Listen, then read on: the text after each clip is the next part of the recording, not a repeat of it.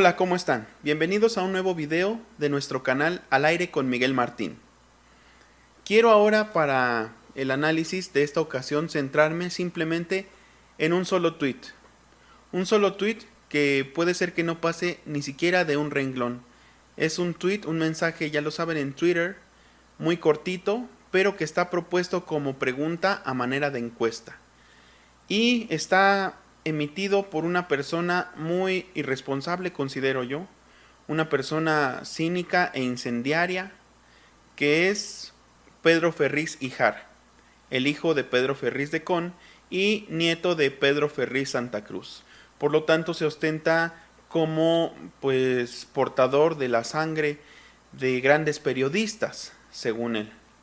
Entonces, centrémonos en lo que este señor, este periodista, digo yo, autoproclamado, porque con esto exhibe pues no tener mucha vena periodística realmente, lo que este señor ha tuiteado, y es lo siguiente: es una pregunta, como decíamos, a manera de encuesta, en donde dice: si usted advirtiera que México se encamina hacia el comunismo, ¿apoyaría un golpe de Estado? Recordemos que estamos hablando de un periodista mexicano, radicado actualmente en Estados Unidos y que hasta hace unos meses conducía un espacio o un noticiero en prime time, en horario estelar, dentro de una cadena llamada Estrella TV. Vamos a desmenuzar un poquito esto porque tiene mucho contexto histórico y ya saben que a mí me gusta mucho platicar este tipo de cosas con ustedes. Primero, está diciendo que comunismo, que México se encamina al comunismo. ¿Qué es el comunismo? ¿Existe realmente el comunismo? Pues la verdad es que no existe el comunismo. El comunismo sería el estado último de lo que busca el socialismo.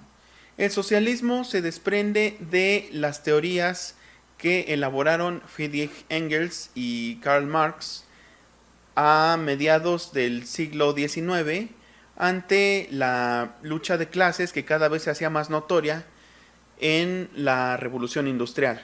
Cuando llega la revolución industrial, digamos que un sector muy claro de la población, muy definido y muy delimitado también, se hace con los medios de producción, y las grandes masas son sus trabajadores. Digamos que las grandes poblaciones son la mano de obra. ¿Por qué siempre van a estar destinados a hacer la mano de obra? Porque nunca van a tomar los medios de producción. Esto es la premisa básica de la que parte el socialismo, o esta propuesta que después algunos pretenden que se convierta en comunismo. Entonces, ¿qué es lo que sigue después de identificar esto? Lo que sigue es que las masas se organicen y tomen los medios de producción, que llegue el verdadero poder del pueblo o el verdadero poder de los trabajadores. De ahí que, por ejemplo, en el primer país realmente donde se trata de implementar es en la llamada Unión Soviética. Ya saben, este conglomerado de países liderados por Rusia, la Rusia que hasta el año de 1917 estaba gobernada por los zares, entra en una terrible decadencia. Los zares de Nicolás II y la familia real ya están tan alejados del pueblo que de plano están sumidos en la extravagancia. Por eso es que le hacen caso a un loco que llega como gurú o como consejero espiritual, supuestamente, llamado Grigori Rasputin. Entonces esta gente de plano ni siquiera hablaba ya ruso, hablaban francés. Entre sí en el palacio hablaban francés, porque ellos estaban alejados totalmente del pueblo ruso, no eran ya figura ni siquiera de veneración. El pueblo ruso se moría de hambre, y entonces es cuando, digamos, este movimiento del partido bolchevique, bolche significa grande, me parece, en ruso. Entonces este movimiento del partido bolchevique empieza a aglutinar a muchos sindicatos. Los sindicatos en ruso son llamados soviets, de ahí que entonces se llame Unión Soviética, o sea, se considera a este conglomerado de países una unión de sindicatos, donde supuestamente los trabajadores tienen el poder. Por eso es que tienen esa tradición de llamarse entre sí camarada, compañero, porque lo que se quiere evidenciar con esto es una jerarquía plana, que todos estamos parejos, que no hay una pirámide como lo querían hacer ver en contraposición del capitalismo. Entonces, vemos que el comunismo nunca se llegó a implementar. ¿Por qué? Porque el socialismo, por ejemplo, en la Unión Soviética no funcionó. No era un país totalmente industrializado, no era un conglomerado de países industrializados. De hecho, si acaso la industria armamentística rusa era un enorme motor y otro enorme motor era la agricultura, que era básicamente la actividad principal, o siempre ha sido la actividad principal de Ucrania, al grado de que se le ha llegado a llamar el granero de Europa. Pero en esencia no había como tal, por ejemplo, no era como una sociedad inglesa totalmente ya mecanizada, totalmente ya industrializada, entonces era irreal esto de que pudieran tomar los medios de producción por asalto y volverse realmente los dueños de todo, pero que todo mundo fuera dueño de todo, o sea que no hubiera ricos ni pobres, sino que todos estuviéramos parejos. Por eso es que se le llama comunismo, porque todos estamos en común, todos seríamos iguales, con base en una igualdad, sobre todo monetaria, pero que también se iría a a lo profesional, digamos, también obviamente a lo educativo, por lo tanto, que partiendo de que hay oportunidades para todos, hay educación para todos. Eso sí se llegó a, por ejemplo, a poner en práctica en Cuba, donde podrá haber carestía, podrá haber a lo mejor un eleccionamiento desde edades muy tempranas, pero lo que también hay es una educación de primera y que es gratuita para todo mundo.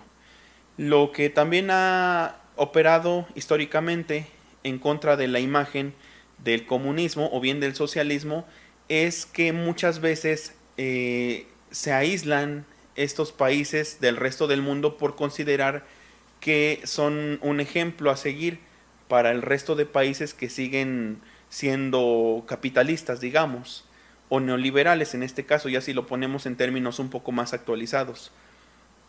Entonces este aislacionismo también tiene que ver con que la industria cultural de Estados Unidos empieza a hacer ver a estos países como algo negativo, como algo, digamos, a temer.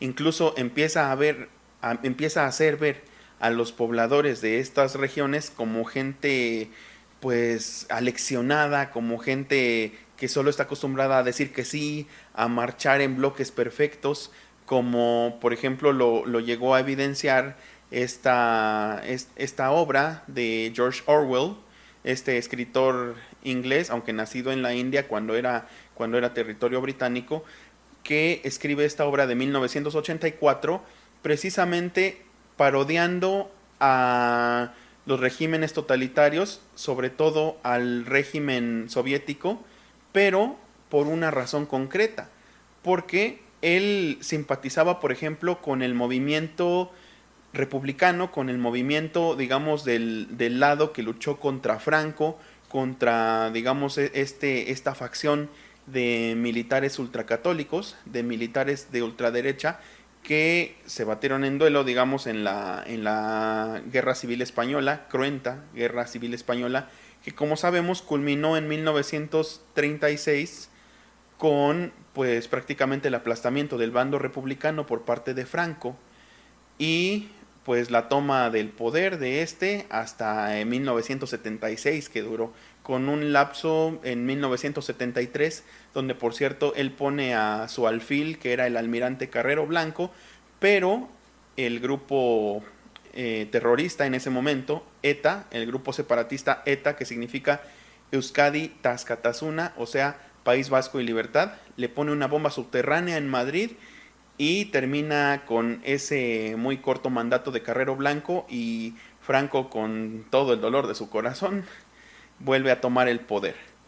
Pero entonces, retomando esto, George Orwell llega originalmente a España para cubrir el conflicto bélico, la guerra civil, como decíamos, y luego termina realmente simpatizando con el bando republicano, viendo que están en condiciones precarias, que visten andrajos, que casi no comen, y viendo también que los soviéticos, que eran en inicio sus aliados, que habían prometido ayudarlos, nunca llegan, y pues los republicanos son aplastados por un ejército franquista fortificado también con aviones nazis. Entonces, pues Ahí es cuando George Orwell se desencanta un poquito de toda esta bondad, de toda esta idealización que había de ese régimen autoproclamado como comunista, pero más bien diría yo un intento de régimen socialista, que después con el tiempo se va convirtiendo en un régimen totalitario donde precisamente a Vladimir Lenin se le rinde culto como a una figura religiosa, cosa que es contradictoria porque dentro precisamente de la doctrina comunista o socialista se considera que la religión es un lastre de la humanidad con el que se debe de acabar porque propicia enajenación. Y entonces decíamos, se desencanta George Orwell y escribe este libro en el que refleja cómo estos regímenes que primero buscan el bien común, después no sueltan el poder. Y eso es lo que pretenden hacer ver estas personas como Pedro Ferriz Hijar, Pedro Ferriz de Con, aquí en México.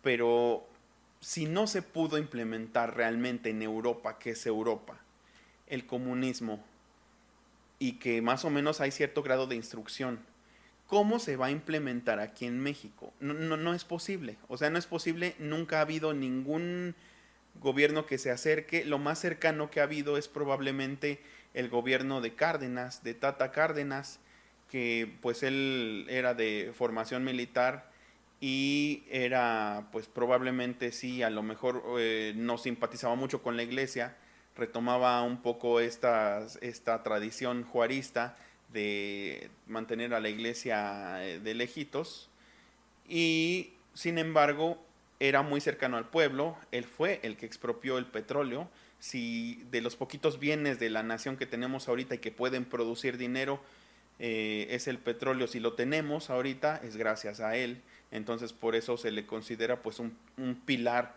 de, digamos del estadismo, de ser un gran estadista, pero también un pilar dentro de la historia de México, un pilar que nos ha dado bastante.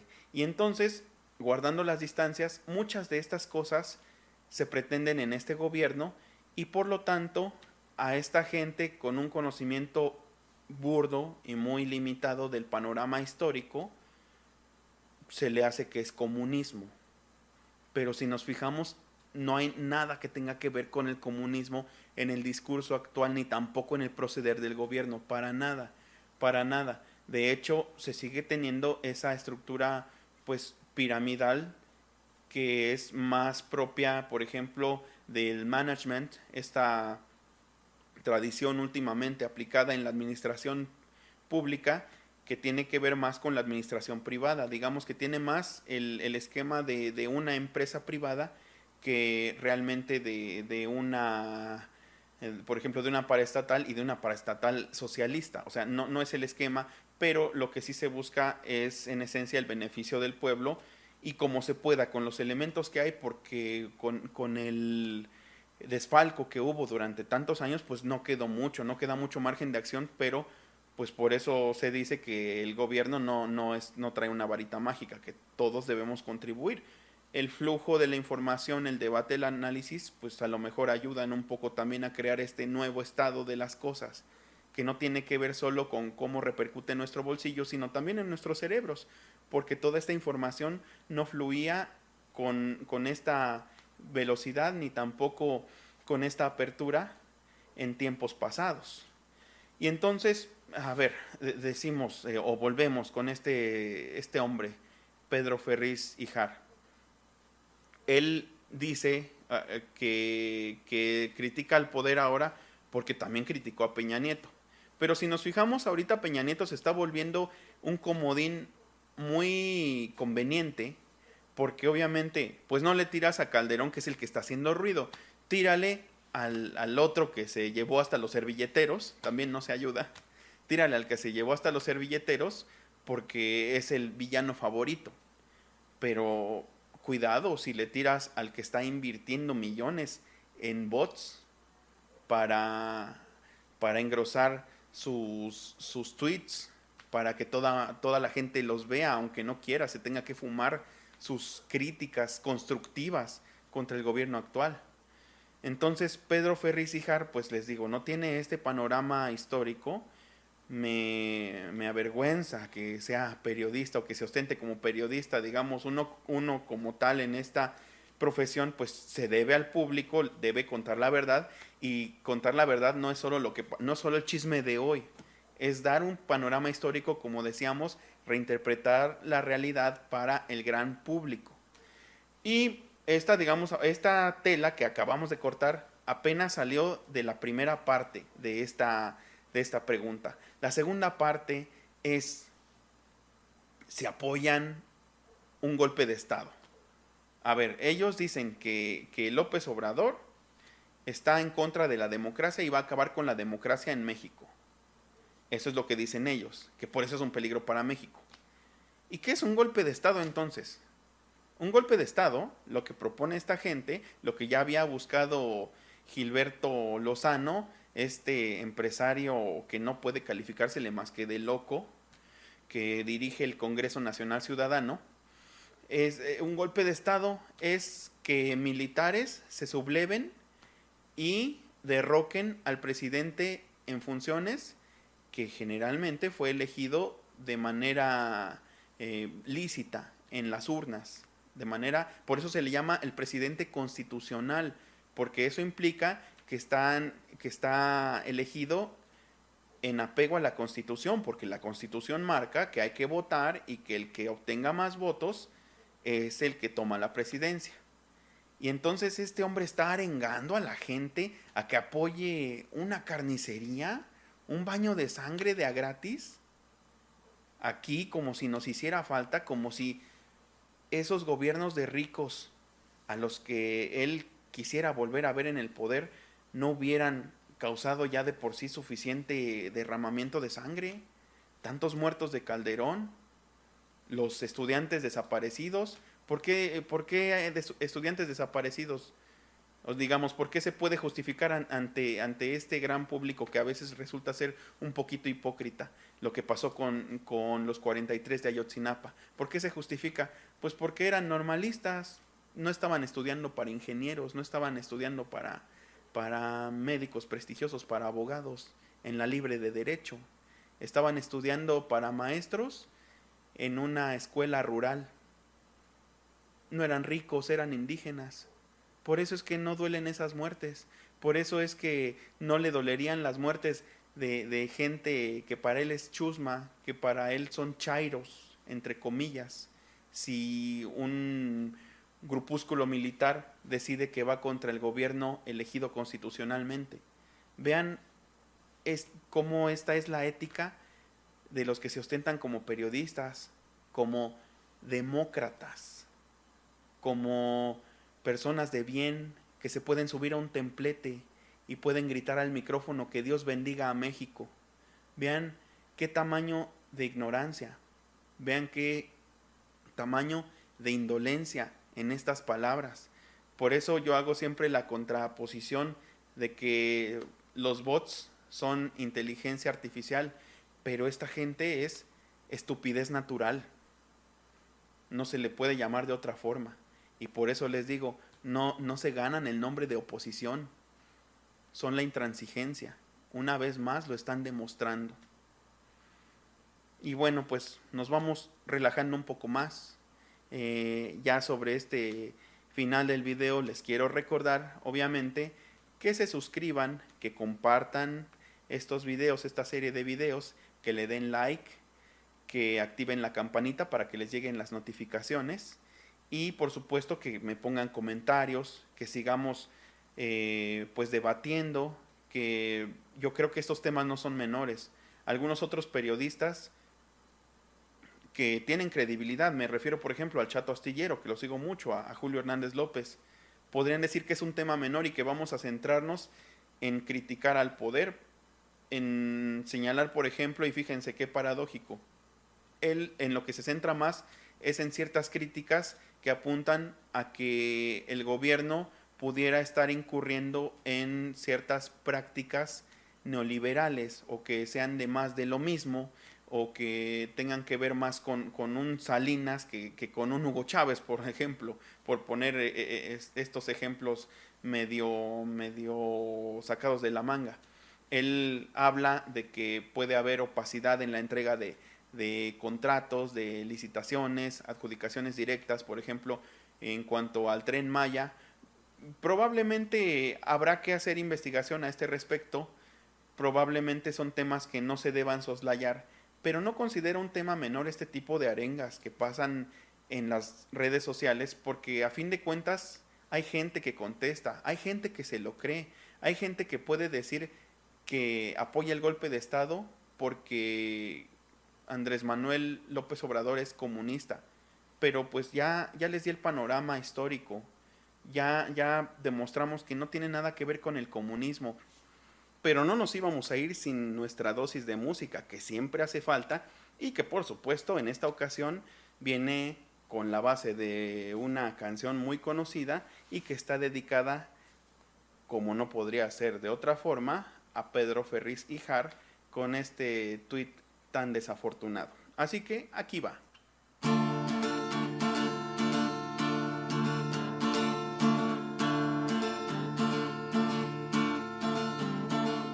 Está tuiteando como loco.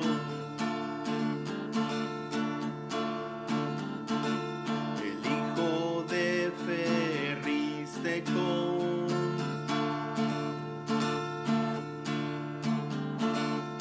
Cuenta historias tenebrosas.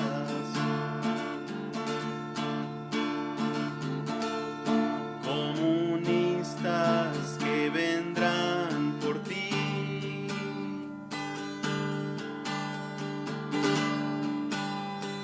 ¡Hey, Pedrito!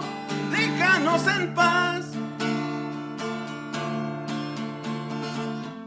Demasiado tarde, el pueblo ya despertó. Demasiado tarde, el pueblo ya despertó. Te da miedo el comunismo.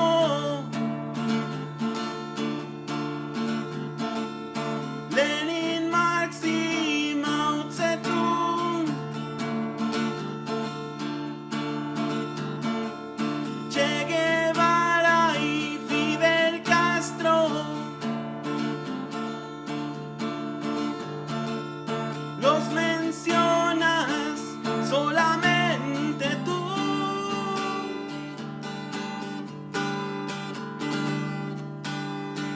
¡Hey, Pedrito! ¡Déjanos en paz! Demasiado